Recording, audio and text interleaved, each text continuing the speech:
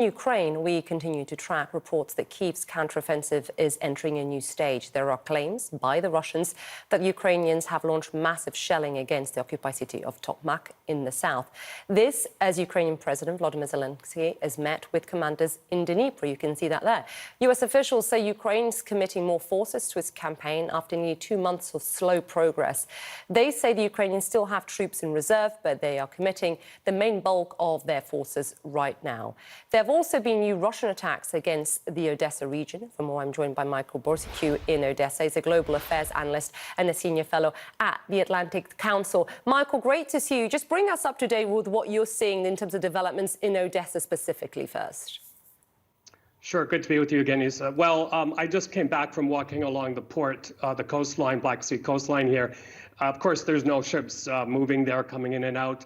It hasn't been for a while. And you can visibly see the damage to the port, to the main port here from the strike a few days ago.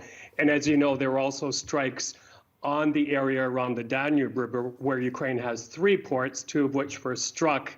And that's going to limit the ability of Ukraine to get its grain out. So as far as ordinary people here, I think it's turned from a kind of very strong defiance to fury to people are looking more terrified, I have to say, because these strikes typically happen at night. They're very violent. They're using missiles capable of destroying ships. So it's very, very bad at the moment. And after, after several months, 2 months almost, of kind of painstakingly, Michael, kind of slow progress on the battlefield, we are starting to see some incremental gains, or what Ukrainians call some gradual progress being made by Ukraine in this counteroffensive. How significant are those gains, Michael, in your opinion?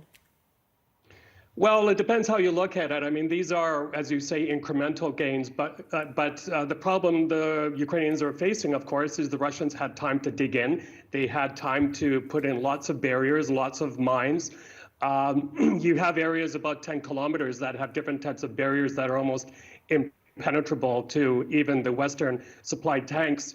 The area of Ukraine that is mined right now, it varies from 15 to 30%, but equivalent, for example, to the second smallest state in Australia. So Ukrainians are having a tough time. The other thing happening, of course, is the buildup of Russian muscle in the Black Sea, submarines with those very fast, low-flying missiles that are impossible to neutralize unless you have Patriot defense systems, which Odesa doesn't seem to have right now. And I'm not sure whether you heard David McKenzie talking about this African summit, Russia summit. We heard that President Putin is willing to supply 6 countries, 600 free of charge with grains. What options is Ukraine considering if Russia, if the UN, if Turkey cannot bring Russia back to the negotiating table here? What does this mean for Ukraine here, Michael? Right. Well, of course, you'll have some African states who will take up that free offer. And, it goes to show that Russia still has a lot of money from oil sales, things like that. So the West has to put more screws on it. And I think in terms of Ukraine's options, it is not looking good, especially now that we see the gloves are off with Russia striking the port infrastructure here. There are limited ability to ship grain out through Poland and other countries by rail, by road. And in fact, there are protests in those countries against Ukrainian grain. So I think the only option, quite frankly, is to get that grain deal going again, but not tilted in Russia's favor. And definitely the West should not buckle, the UN shouldn't buckle and loosen sanctions on Russia as it is demanding to do.